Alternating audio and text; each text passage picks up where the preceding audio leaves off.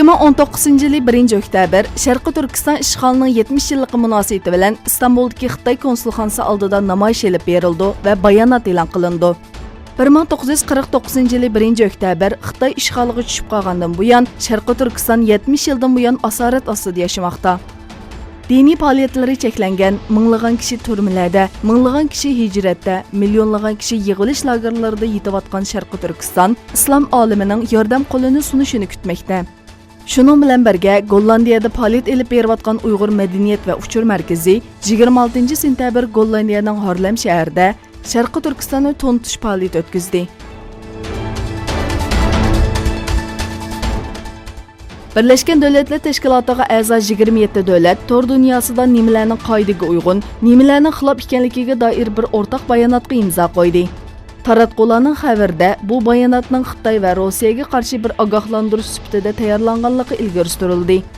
Birleşken Devletler Teşkilatı umumiy yig'ini muzokarasi boshlanishidan burun e'lon qilingan bayonot har qaysi davlatlarning xalqaro qonunlarga rioya qilishi kerakligi haqida birdeklik hosil qilgan bir kelishim xarakteriga ega. CNN'ning xabar qilishicha, davlat qo'llagan to'g'ri hujumlari doirasiga nimalarning kirdiganligi haqida farqlar bor bo'lsa-mu, Amerika va ittifoqdoshlari cho'ng jihatdan bir qism belgilamalar ustida o'rtaq fikrda ekan. Hong Kongda Xitoyga qarshi bir guruh faoliyatchi Xitoyning sistemalik assimilyatsiya va bostirishiga uchrayotgan Sharqi Turkistonni qo'llash faoliyati o'tkazdi.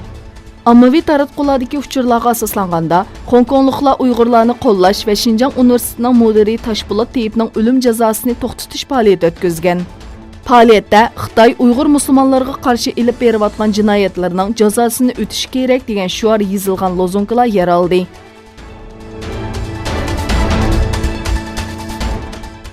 Rossiya Tashqi ishlar ministri Lavrov yadro urushining qabul qilinmaydiganligi haqida barliq davlatlarni o'rtaq bir bayonot e'lon qilishga da'vat qildi. Lavrov Amerika o'tir manzillik yadro qurollari kelishimidan chekingandan keyin Rossiyaning jiddiychiligining kuchayishining oldini olish uchun harakatga o'tganligini bildirdi. Hamda Rossiya prezidenti Vladimir Putinning o'tir manzillik boshqarilgan bomba o'rinlashtirishini to'xtatish tavsiyada bo'lganligini ta'kidladi. Lavrov Amerika va NATO'ni bu chaqiriqqa ovoz qo'shishga da'vat qilganligini eslab o'tdi.